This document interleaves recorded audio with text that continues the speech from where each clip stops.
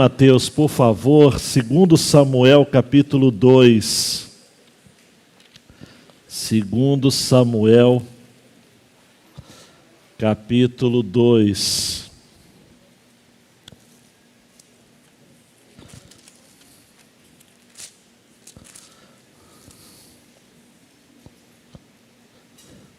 Se existe uma coisa que a gente precisa colocar na nossa cabeça, eu vou falar uma obviedade aqui. Você vai falar, poxa, pastor, eu pensei que isso seria mais profundo hoje, mas eu tenho que lembrar a vocês e a mim mesmo das coisas que são básicas, triviais mesmo, porque a gente não erra nas coisas grandes em sua maioria, né? Claro que a gente erra também, mas a maior parte do tempo a gente está errando pelas coisas pequenas, pelos princípios elementares, bem básicos. Então preste atenção aqui, a vida é formada por ciclos. Eu vou repetir porque essa profundidade talvez até assuste você. A vida é formada por ciclos, por etapas. Nós terminamos um processo e começamos um outro. Nós estamos acompanhando a vida de Davi, desde o capítulo 16 de 1 Samuel, onde ele é ungido rei. Mas ele não é rei ainda. Ele é ungido, mas ainda não é de fato. Ele é de direito, para usar uma expressão mais bonita, mas não é de fato. E de 1 Samuel capítulo 16 até 2 Samuel capítulo 2, passam-se 10 anos em que Davi está fugindo de Saul. E isso é muito difícil, porque imagina um rapaz, ainda rapaz ungido, por volta aí dos seus 18 a 20 anos, e agora ele está perto dos 30, e a coisa ainda não aconteceu. O que fazer quando aquilo que a gente recebeu de promessa de Deus ainda não se cumpriu? O que fazer com aquilo que a gente tem certeza que Deus nos deu e a gente está perto de tomar posse, mas ainda não foi dado para a gente, não foi liberado? Eu separei 11 versos do capítulo 2, porque eu entendo de que há muita coisa boa no capítulo por inteiro, que se eu analisasse por inteiro até 3:1, que seria uma proposta aceitável, 2:1 a 3:1, que é a porção estendida, eu iria deixar passar alguns elementos importantes deste tempo. Então, eu posso dizer que a mensagem de hoje é a parte 1 e, querendo Deus, em outra oportunidade, é a parte 2 dessa mesma temática que eu procurei um outro texto da Palavra de Deus para chamar a sua atenção. Há tempo para tudo. Você conhece o texto de Eclesiastes. Tudo tem seu tempo determinado, capítulo 3. E há tempo para todo o propósito debaixo do céu. Há tempo de nascer e tempo de morrer. Tempo de plantar e tempo de arrancar o que se plantou. Tempo de matar e tempo de curar. Tempo de derrubar e tempo de construir. Tempo de chorar e tempo de rir. Tempo de prantear e tempo de saltar de alegria. Tempo de espalhar pedras e tempo de ajuntar pedras. Tempo de abraçar e tempo de deixar de abraçar. Tempo de procurar e tempo de perder. Tempo de guardar e tempo de jogar fora. Tempo de rasgar e tempo de costurar. Tempo de ficar calado e tempo de falar. Tempo de amar e tempo de odiar. Tempo de guerra e tempo de paz. E é isso que Davi está vivendo. Uma virada de tempo. um ponto de transição. Na última mensagem, você está ligado que Davi recebe a notícia do tal do Amalequita de que Saul estava morto. Ele acredita nessa narrativa do Amalequita e ele vai continuar acreditando, né? Até mais tarde, no capítulo 4, ele vai repetir essa história, né? Versículo 10, quando alguém me trouxe a notícia de que Saul estava morto, pensando que me trazia uma boa notícia como recompensa, eu agarrei e matei em Ziglag. Os detalhes da morte de Saul também estão numa outra mensagem, no capítulo 31 de 1 Samuel. Fato é que Davi não teve culpa nenhuma na morte de Saul, isso é muito importante. A gente precisa entender de que, para que os tempos aconteçam na nossa vida de acordo com a vontade soberana de Deus, vou usar uma expressão bem rasteira, só para você entender bem. Você não precisa mexer com os pauzinhos. Entende isso? Você não precisa apressar o tempo. Você não precisa agir por conta própria. Deus tem uma agenda. Deus atua num tempo determinado. Você não precisa fazer nada, a não ser viver. Davi então está na seguinte posição, ele sabe que Saul estava morto, ele lamenta isso, né? Ele lamenta, e a mensagem do domingo passado eu falei sobre o princípio da honra. Deixa eu só abrir um parênteses aqui, que eu espero que não seja longo. Algumas igrejas neopentecostais estão criando um princípio chamado cultura da honra. Se você não quer saber disso, nem precisa saber. Em linhas gerais, é uma forma que lideranças autocráticas no meio neopentecostal, lideranças criaram para estabelecer benefícios para eles. Então, nessa tal da cultura da honra, eles instigam a membresia a honrá-los financeiramente, como obediência cega, um sistema de autocracia mesmo, de tirania. Tirania da honra, que na verdade é uma grande desonra. Então eu só quero abrir esse parênteses para dizer que quando eu falei que o capítulo 1 está falando sobre a honra, eu não estou evocando essa doideira neopentecostal das comunidades, das churches, das paredes pretas do nosso tempo. Não. Eu estou falando da honra bíblica. Eu estou falando da honra de reconhecer que ninguém está vivendo hoje, no que diz respeito às suas conquistas, sem ter tido pessoas que o ajudaram. Isso é honra.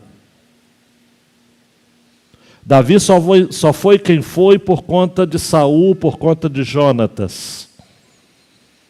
Por isso que ele honra Saul, mesmo com toda a loucura dele. E ele honra Jonatas.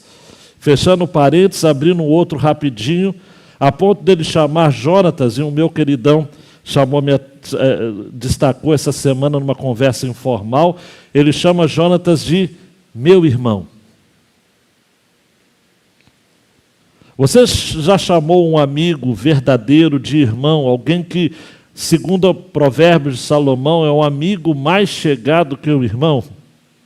Você já teve pessoas, queridão e queridona, que lhe estenderam a mão no momento que você mais precisava e não tem nada a ver com seu sangue, mas que ajudou você, como Jonatas ajudou a Davi, a ponto dele dizer, olha, excepcional era o seu amor, ultrapassando o amor de mulheres. Mas agora Davi está para viver um novo momento na sua vida. E o que ele faz, Dulcineia? E o que ele faz, Anabel? Ele consulta o Senhor. Quer começar bem? Começa consultando ao Senhor. Desculpa a expressão meio que supersticiosa, mas quer começar com o pé direito? Começa de joelho. Eu era adolescente lá em Minas Gerais e eu caminhava junto com um evangelista chamado José Américo, lá de Teoflotone. Ele tinha uma aparelhagem de som própria. Nós visitávamos aquelas igrejas pequenas do Vale do Mucuri, do Vale de Jequitinhonha, e eu tocando violão para que ele cantasse. E vez por outra nós tínhamos a companhia de um irmão também muito querido, nunca mais soube notícias dele, com acordeon. Eu tinha os meus 15, 16 anos. E uma das canções que o irmão José Américo cantava era aquela chamada De Joelho é Melhor. Na alegria ou na dor, sempre orar ao Senhor, de joelho é melhor. Davi começa consultando ao Senhor. Aí você deve estar pensando, pastor, então tudo deu certo. Porque a vitória é certa quando a gente ora. É. Só vitória? Não. Abner, sobrinho de Saul, resolve levantar como rei um dos filhos de Saul que sobreviveu, chamado Isbosete. Que o nome dele já é complicado, é o filho da vergonha. Isbosete é uma figura de caráter dúbio, um sujeito meio que sem cheiro, cheirava nem fedia, como diriam os antigos. E Abner, então, mais astuto, um comandante, o dominava.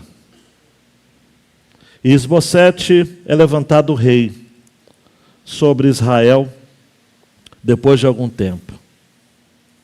E Davi fica concentrado, encravado, apenas em Judá, numa cidade chamada Hebrom. Mas Deus não tinha dito que Davi seria rei. Então hoje, na minha mensagem, eu só vou falar sobre isso. Há tempo para tudo, mas sem luta não tem vitória. Há tempo para tudo, mas nem sempre, quando as coisas são feitas de maneira correta, dá tudo certo. Porque o processo de Deus mói devagar. A providência de Deus, amados, não quer nenhuma pedra bruta na nossa vida. Ele mói devagar. E olhe para mim, mói fininho. Mói fininho. E cada um sabe onde o calo dói. Cada um sabe a luta que precisa travar. Não é fácil para ninguém, gente. Não foi para Davi. Não seria para o meu querido Diego, que está com saudade do Iago. Mas ele está vindo aí. A vida não é fácil. Não é fácil. Vamos ao texto. Depois disso, Davi consultou o Senhor, dizendo: como é bom, Linalvo, consultar ao Senhor. Devo ir a alguma das cidades de Judá? E o Senhor respondeu: vá sim. Davi perguntou: para onde eu vou? Ou para onde devo ir? O Senhor respondeu: para Hebrom. Abraão passou por lá, Isaque passou por lá, Jacó passou por lá, sepultou até a sua esposa Lia lá. Davi foi para lá, levando consigo as suas duas mulheres, Ainoã, a Jezreelita, e Abigail, a viúva de Nabal, o carmelita. Davi levou também os homens que estavam com ele, lealdade, né? Cada um com a sua família, e eles ficaram morando nas aldeias de Hebrom. Então vieram os homens de Judá e ali ungiram Davi sobre a casa de Judá. E informaram a Davi que os homens de Jabes de Gileade tinham sepultado Saul. Então Davi enviou mensageiros aos homens de Jabes Gileade para dizer-lhes: benditos do Senhor sejam vocês por este ato de bondade para com o seu senhor, para com Saul, pois vocês o sepultaram. E agora que o Senhor use de misericórdia e fidelidade para com vocês, e eu também os tratarei bem por causa do que vocês fizeram. E agora sejam fortes e valentes, porque Saul, o senhor de vocês, está morto, e os da casa de Judá me ungiram para ser o seu rei. O pessoal de Jabes Gileade eram da tribo de Benjamim, a mesma tribo de Saul. Continuaram fiéis à casa de Saul, com certeza. Abner, filho de Ner, capitão do exército de Saul, levou Isbosete, filho de Saul, para Manaim, e o constituiu rei sobre Gileade, sobre os Assuritas, sobre Jezreel, Efraim, Benjamim e sobre todo Israel. Isbosete, filho de Saul, tinha 40 anos de idade quando começou a reinar sobre Israel, e reinou 2 anos. Somente a casa de Judá seguia Davi. O tempo, preste atenção, tempo, que Davi reinou em Hebrom, sobre a casa de Judá, foram 7 anos e 6 meses. Dando um clique aí, Mateus, por favor. Deus tem um controle da nossa história em suas mãos. Ele jamais perde o seu comando. Mas por que as coisas insistem em demorar? Olhe para mim. Porque não é o seu tempo. Não é o seu tempo. Saudoso Carlos Oswaldo faz, no seu foco em desenvolvimento, um mapa do que está acontecendo nesse tempo aqui. Deus havia estabelecido Davi como o único governante. A dinastia de Saul estava em ruínas. Davi demonstra, então, dor, lamento, apreço por Saul, por Jonatas. Davi respeita a pessoa ungida por Deus.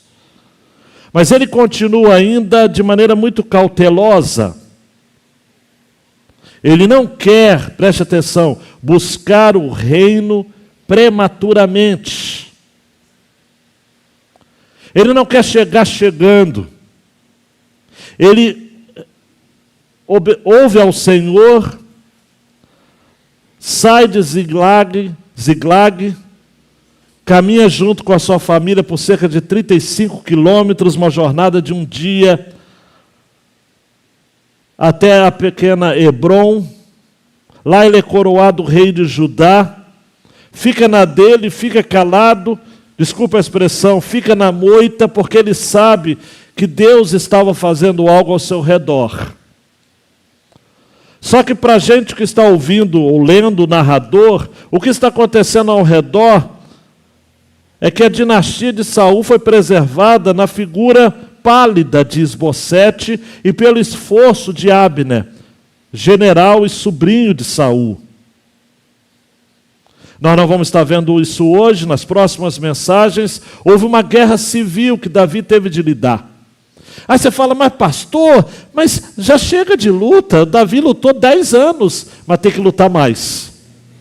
É igual quando você conquista alguma coisa que Deus lhe dá, olhe para mim, e aí eu falo com você, acabou a luta? Não, é agora que começa. É agora que começa. Davi terá de lutar ainda pelo trono. O Charles Swindoll dá um mapa para a gente que é muito interessante, queridão e queridona, para a gente ter uma ideia no geral aqui. Nos primeiros 50 anos da vida de Davi, Davi aqui tem 30 anos. Depois ele vai governar 7 anos e meio somente em Hebrom para Judá, sua tribo, e depois é que ele expande o reinado e vai reinar 40 anos sobre todo Israel. Ele andou na integridade, amados, nos primeiros 20 anos. Sim. Na verdade, ele vai reinar sobre todo Israel 33 anos, 33 com 7 a 40 no geral. E Davi, nesse período dos seus primeiros 20 anos, ou nos primeiros 50 anos de vida e 20 anos de reinado, ele é temente. Mas, amados, veio a tragédia dos últimos 20 anos da sua vida. E aí nós vamos estar vendo isso mais tarde, a partir principalmente lá do capítulo 11, quando ele cai com Betseba. Do capítulo 11 de 2 Samuel até o final, capítulo 24, é só derrocada. Davi perde a sensibilidade espiritual. Davi tem o seu caráter arranhado. A sua integridade foi posta à prova e ele fracassou. E ele morre, creio eu, quebrantado, mas ferido. Ferido. Uma das razões, olhe para mim, é um palpite que eu tenho, e o Swindoll está comigo e outros autores também. Uma das questões de Davi foi o fato dele ter várias mulheres e vários filhos. No capítulo 3, por exemplo, fala dos primeiros filhos que nasceram em Hebrom. O seu primogênito é o Aminon, filho de Ainoã. E esse Aminon, você depois vai ver uma história dele nada legal. Ele se apaixona com a sua meia-irmã chamada Tamar, que era irmã de Absalão, de pai e de mãe.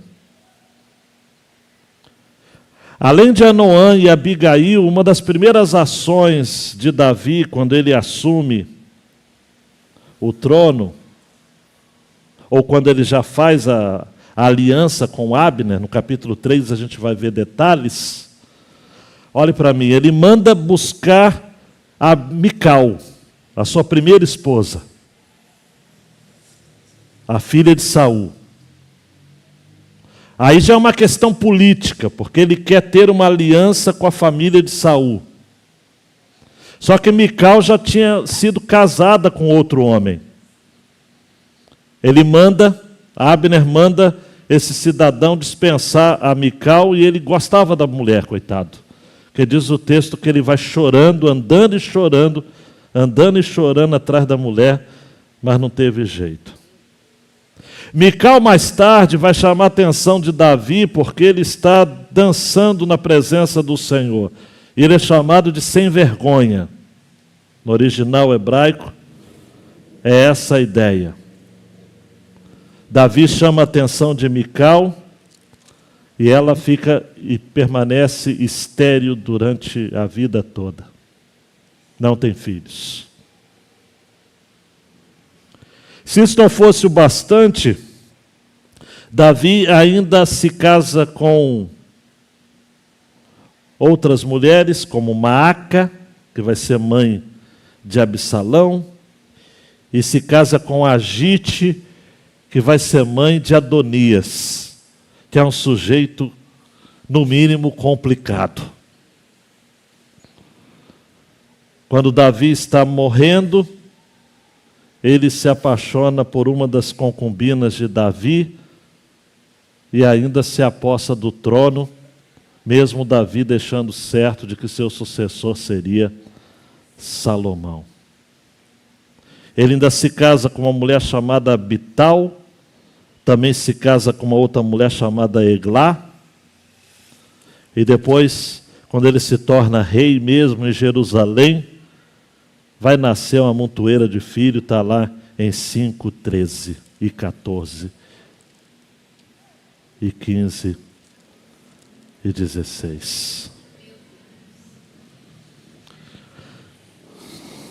É difícil, gente, quando o homem perde Eu tenho acompanhado ao longo do meu ministério, e você sabe disso, pessoas que, eu não sei, acontece uma doideira na cabeça do cara, e que ele caminha com o Senhor um tempo e depois simplesmente abandona tudo e se perde, amados.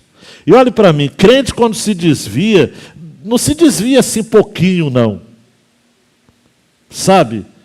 Ele deixa a igreja no domingo, na segunda ele enche a cara, na terça ele coloca uma tatuagem no corpo todo, na quarta ele já está no prostíbulo. Ele, enfim, é uma queda assim grande. Grande. Por isso que no Brasil, amados, em estatísticas assim desatualizadas, nós temos 3 milhões de crentes desviados. Desatualizadíssimo até, tá ok? É incrível.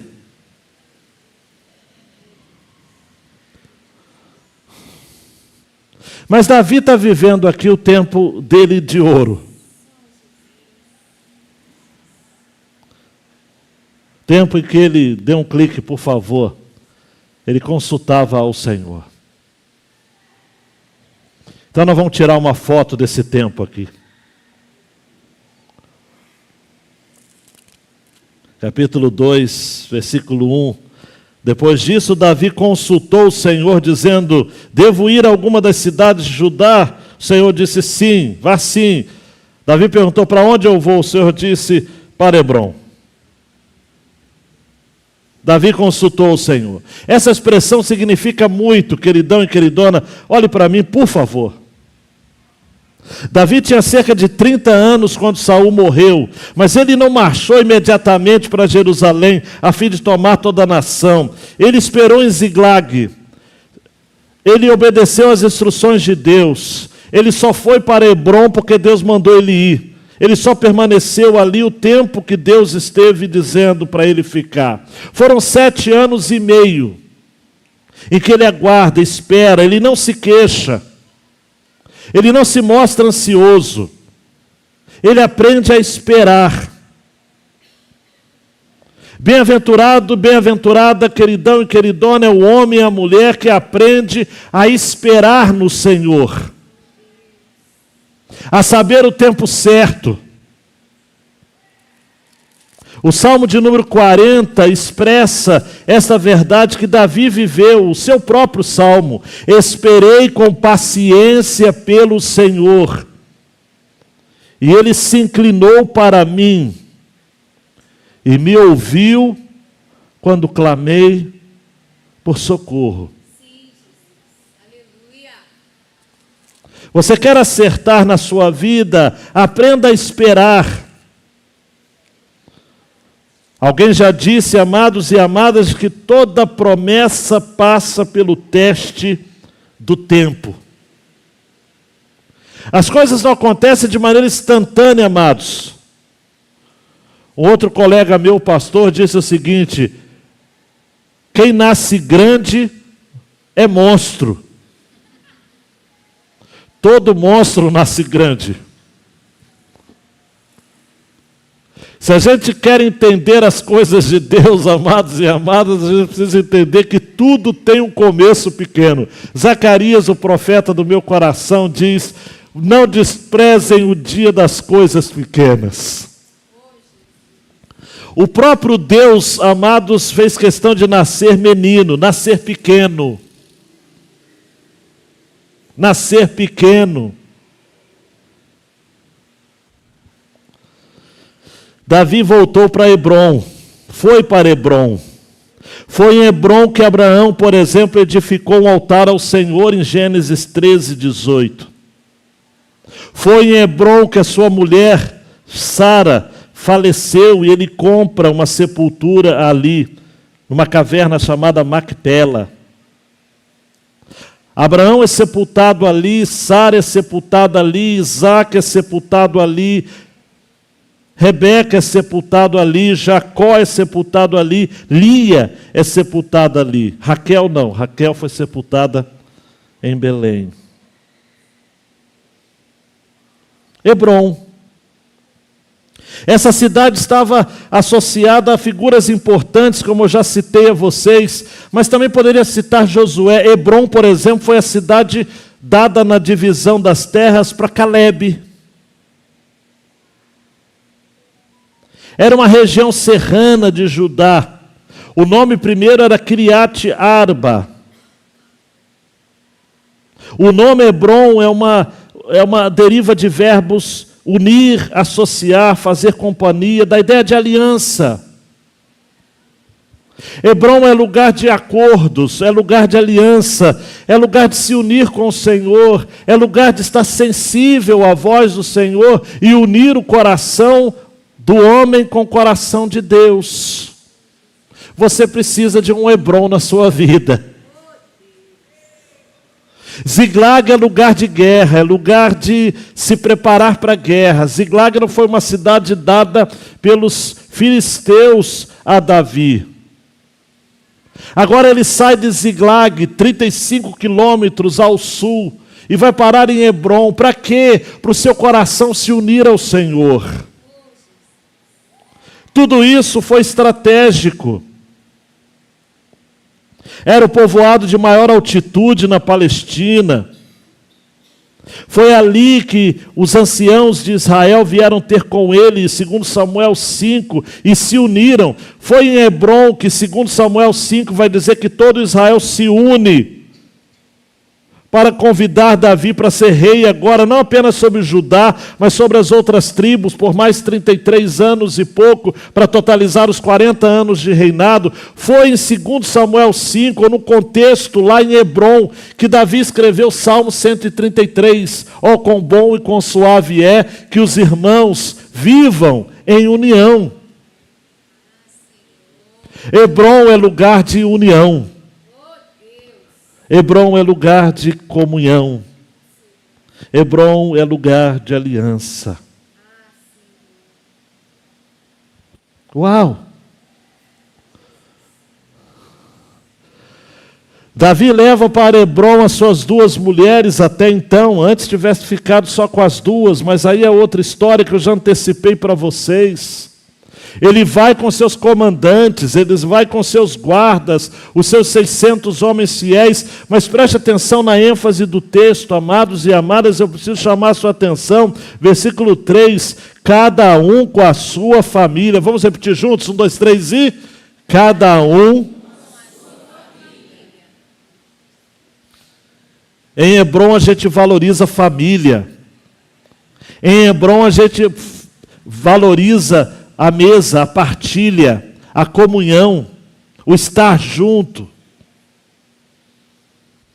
Foi em Hebrom também, preste atenção aqui para você não perder esse foco, que Davi ficou sabendo que o pessoal de Jabes de Gileade já tinha sepultado a Saul. Ele não sabia disso. Nós sabemos porque nós lemos 1 Samuel 31. Mas Davi não sabia que havia sido o pessoal de Jabes de Gileade que havia pego o corpo de Saul e enterrado ele com dignidade, com honra.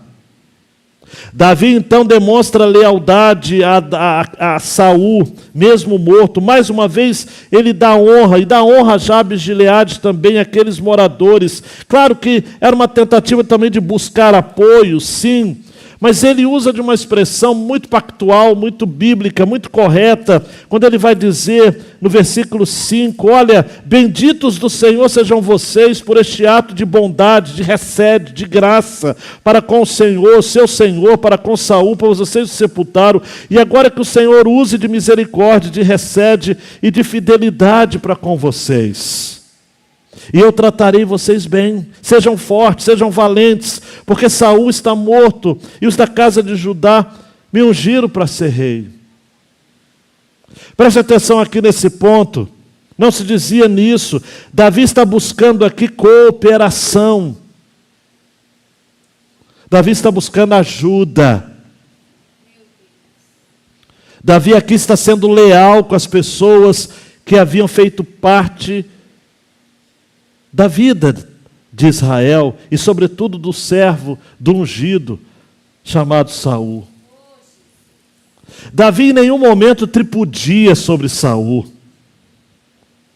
Davi não chama, amados, as obras de Saul, quando ele era rei, como herança maldita, uma coisa muito comum nos nossos dias, quando um governante assume depois de um outro.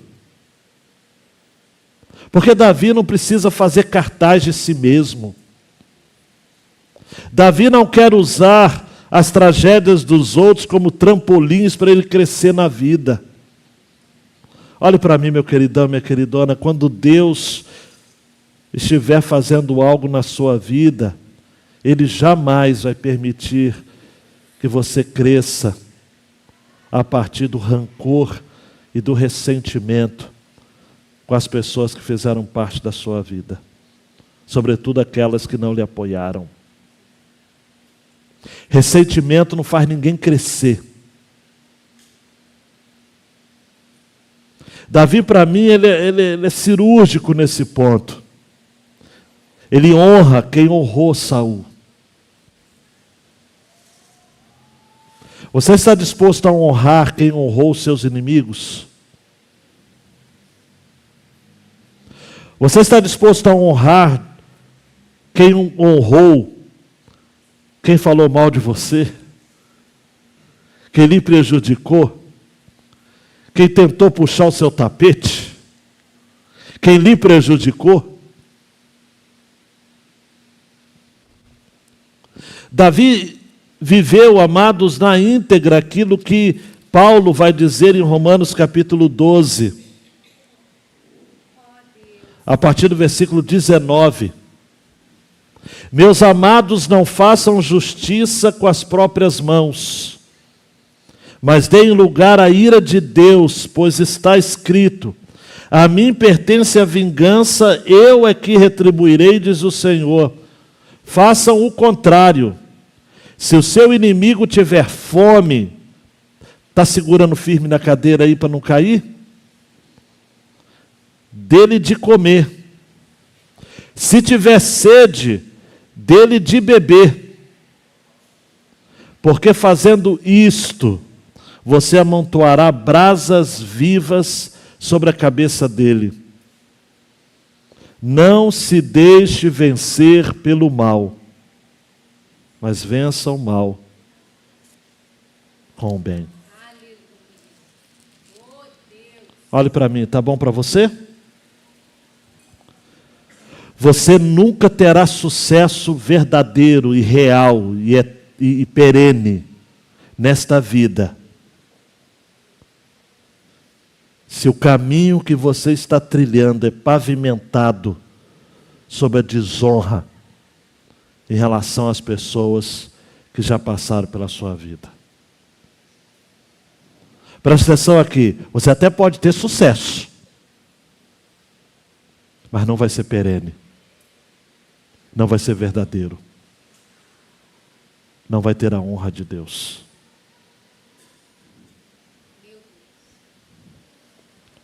Olhe para mim, gente, isso daqui é experiência de vida. Eu olho aqui para os mais novos e eu talvez esteja assim pensando, sei lá o quê, né? O que isso tem a ver comigo? Vai ter a ver. É só você guardar esse princípio. Eu não preciso pisar na história de ninguém para me dar bem na vida. Eu não preciso falar mal daquele que me fez mal para eu poder ser bem-sucedido. Cada um tem sua história. Cada um tem seu caminho. É isso que Davi nos ensina aqui.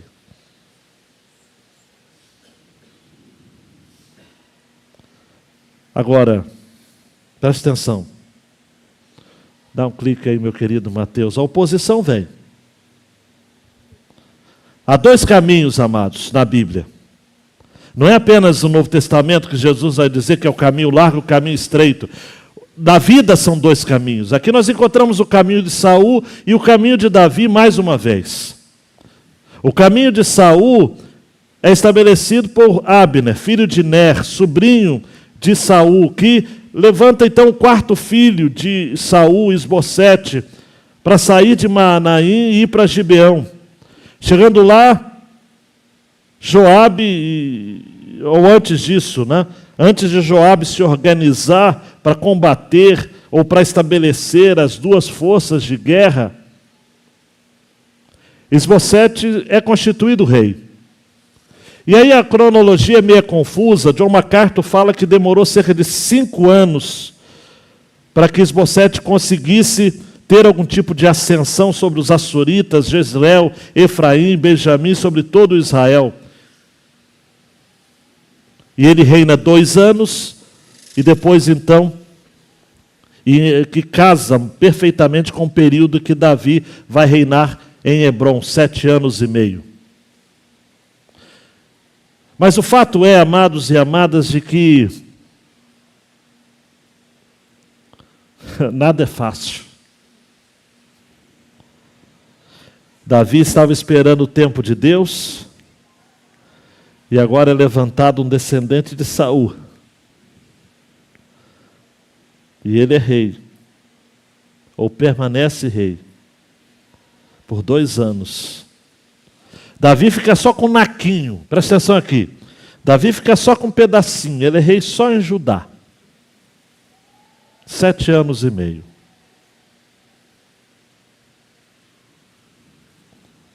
Já Isbosete consegue ser rei sobre as demais tribos. E olhe para mim. O que Davi tem que fazer? Esperar.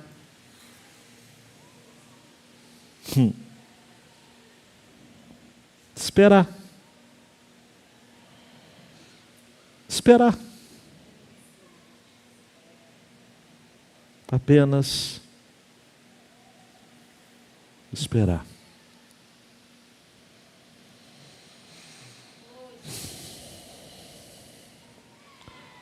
Às vezes, amados e amadas, preste muita atenção nesse ponto aqui. Passa pela nossa cabeça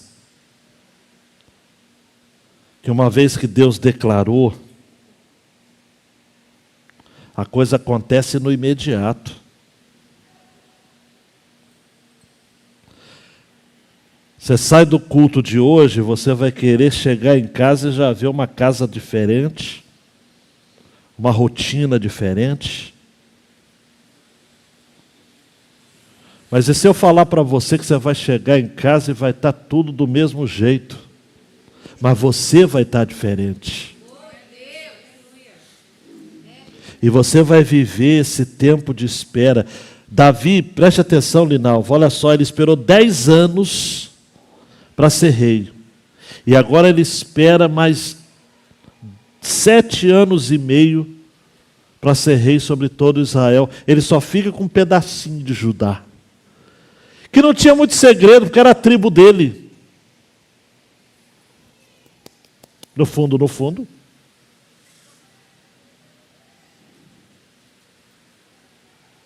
Tá bom para você? Isbosete é o homem da vergonha. É o mais jovem dos 4 filhos de Saul. É fraco, dominado por Abner. É morto de maneira vergonhosa. Está lá no capítulo 4. Depois, mais tarde, a gente vai ver. Ele é morto enquanto dorme, ao meio-dia. Só um homem sem vergonha fica dormindo até meio-dia. Tem a sua cabeça cortada, e o algoz ainda manda a cabeça para Davi e avisa ele. E Davi dá ordens para que mata essa turma. Os caras tinham o nome de golpista mesmo, Recabe e Baaná. Davi manda matá-los. Ele chama, no capítulo 4, versículo 11, Isbosete, Davi chama de homem justo. Vocês mataram um homem justo em sua casa.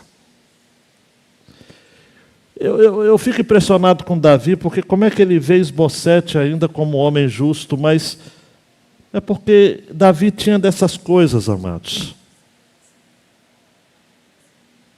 Ele tinha dessas coisas. Que é coisa que a gente precisa aprender, sabe por quê? Eu não quero insistir nesse ponto, não. Mas eu preciso falar. Tem coisa que a gente guarda no coração que não é para guardar. Vai resolver chamar o infeliz de infeliz?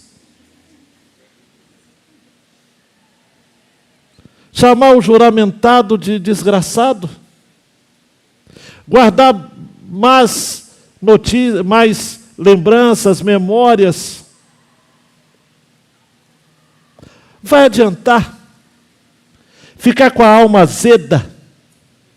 Ele honra Saul. Jonatas era um amigo dele, irmão dele, nem fala. E depois ele vai honrar Isbosete, chamando ainda, Isbosete significa homem da vergonha, ele vai chamar de homem justo ainda. É aquilo que o próprio Davi vai escrever, não é? No Salmo 51, cria em mim, ó Deus, um coração puro e renova dentro de mim um espírito inabalável. A gente precisa, Dani, de ter a pureza, de entender o seguinte, poxa, fez mal, mas cara, ressentimento mata você, e não mata o que você está pensando, mata você. Então libera o coração nessa noite, aleluia. Sabe? Libera o coração nessa noite. Davi não estava preparado para assumir o trono ainda. Passou 7 anos e meio que ele ficou treinando lá em Judá. Ah, pastor, mas ele ficou 10 anos fugindo de Saul. Agora 7 anos e meio lá encravado em Judá, esquecido, abandonado. Onde está Davi? Lá em Hebrom. Lá em Hebrom. E Isbosete, por 2 anos, ele reina sobre todas aquelas outras tribos de Israel, pensa que está abafando, e só morre porque está dormindo ao meio-dia, e chegam 2 servos e matam ele. Depois Abner foi responsável também ali, é uma outra história que não vou entrar agora. Mas Davi não fez nada, nem contra Saul, nem contra Isbosete. Não foi culpa dele. Olhe para mim. Se Deus quiser que os seus inimigos caiam, para que você tenha a oportunidade de ter o protagonismo, você não vai dar golpe em ninguém. Você não vai ficar colocando casca de banana no caminho de ninguém. Você não vai ficar naquele Facebook, ou no Instagram, ou no WhatsApp, falando, criando situações, narrativas. Não vai depender de você. É Deus que vai fazer. Agora, olhe para mim. Se for para você ter também. Porque nem todo mundo é Davi, amados. Todo mundo vai ser rei, pô. Mas todo mundo tem que ser um homem ou uma mulher segundo o coração de Deus. Aleluia. Você pode dizer amém? É isso que eu aprendo. Ô Mateus, você aprende também dando 2 cliques. A primeira coisa que a gente aprende é que quando a gente não ouve a orientação do Senhor, a gente padece. E o homem e a mulher de Deus nunca pode deixar de ouvir a voz de Deus. Levante suas mãos e diga assim: eu quero ouvir a voz de Deus. Lá atrás na galeria, você quer ouvir a voz de Deus? Eu devo ir para onde? A pergunta é interessante, eu gosto dessas perguntas que Davi faz para Deus, né? Deus, eu devo ir a alguma das cidades? O Senhor disse, vai. Para onde? Para Hebrom. Faz essas perguntas para Deus. Deus, que curso que eu vou fazer? Aí Deus responde, faz o curso. Eu devo fazer algum curso? Sim. Qual curso? Deixa Deus falar. Deus é esse cara que eu tenho que namorar? Mas pergunta antes. Antes de se apaixonar, porque a paixão é cega. A paixão, ela confunde o radar de Deus. Porque nem sempre você está apaixonado pela pessoa que Deus quer para você.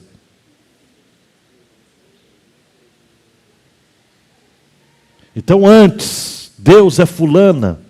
Eu sou ainda daqueles pastores e crentes à moda antiga que acredita que Deus fala. Não sei, eu aprendi assim. Eu ainda não mudei, pastor Léo. Eu ainda acho que Deus fala. Não sei, eu não consigo. Eu tive um colega rapidinho aqui, que participou da mesma forma comigo de uma formação no Seminário do Sul. À época a gente estava perdido com o liberalismo. E ele foi até mais influenciado do que eu. Eu tive mestrado, era um outro nível, mas ele fez o bacharelato com alguns professores doidos, que não acreditavam na Bíblia. Professores de teologia que não acreditavam na Bíblia. Aí eu conversei com ele, fui pregar na igreja dele, ele era pastor no estado do Rio de Janeiro, no estado de São Paulo, hoje ele está em Teresópolis. É o Wellington Waltham, é o alemão. E ele falou um dia comigo, Ezequiel, você teve aula com fulano de tal? Eu falei, eu tive no mestrado, mas o cara é doido, o cara não acredita na Bíblia. Mas eu tive com ele, eu entrei no pensamento dele. Comecei a acreditar que a Bíblia não era tão verdadeira assim não. Eu falei, rapaz, mas quando eu fiquei doente, eu tive uma situação difícil na minha vida.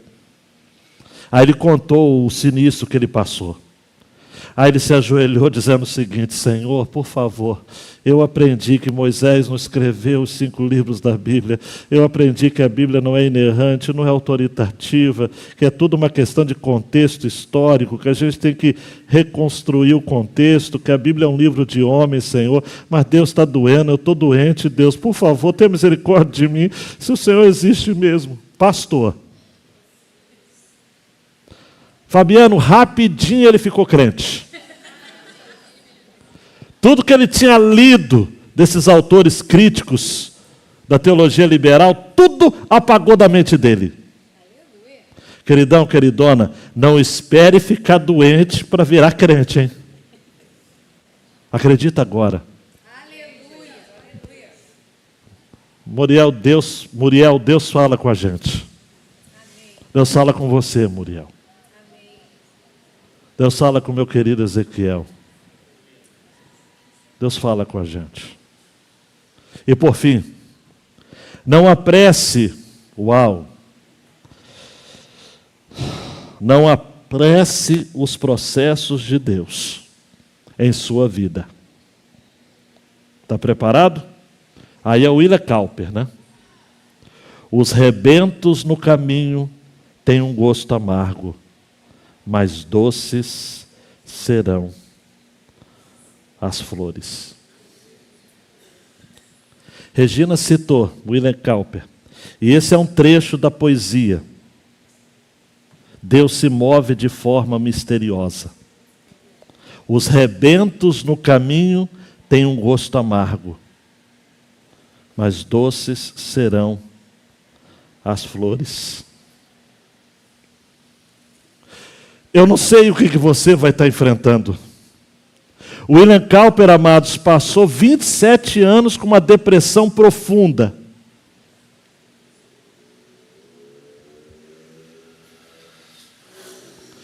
Até a morte dele. Os rebentos no caminho têm um gosto amargo, mas doces serão as flores. Sabe o que isso significa? Significa que a cada momento que a gente vive, amados, nessa vida, muitos rebentos, muitas flores que a gente tem no caminho têm gosto amargo, são frutos amargos, são folhas que não têm cor. Mas quando a gente vive e acredita na eternidade, amados, nós não vamos provar o botão amargo. Na eternidade nós vamos ver que o solo do céu transformou cada botão amargo em uma flor cuja beleza não podemos imaginar. Aleluia. E aí eu quero terminar a minha mensagem ainda lembrando William Cowper, quando ele morreu em 1800, Quem pregou no velório dele foi John Newton. E John Newton disse o seguinte: John Newton é o autor daquela música Amazing Grace, Graça Maravilhosa. John Newton disse para Cowper: ele sofreu muito por 27 anos, mas a eternidade é longa o suficiente para reparar tudo. Aleluia. Glória a Deus. Oh, Deus. Não importa quanto tempo você está sofrendo. E não importa por quanto tempo ainda mais você vai sofrer. Os rebentos no caminho têm um gosto amargo, mas doces serão as flores. Eu quero terminar esta mensagem usando um momento especial aqui para ilustrar isso. Na minha mochila, por favor, meu amor, pega um certificado, porque eu acredito que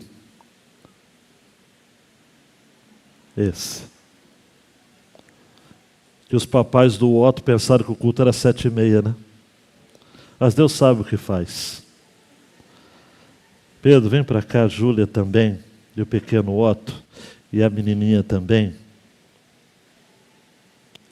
Porque eu quero ilustrar, para terminar a mensagem desta noite, apresentando este bebê. Porque somente um Deus, amados, misericordioso, gracioso, poderia permitir que ainda nascessem crianças num mundo tão horrível quanto o nosso.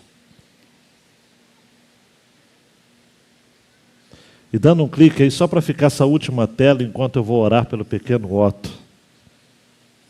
Deus tem um controle, o controle da nossa história. Pode subir aqui, Pedro. Em suas mãos. E Ele jamais perde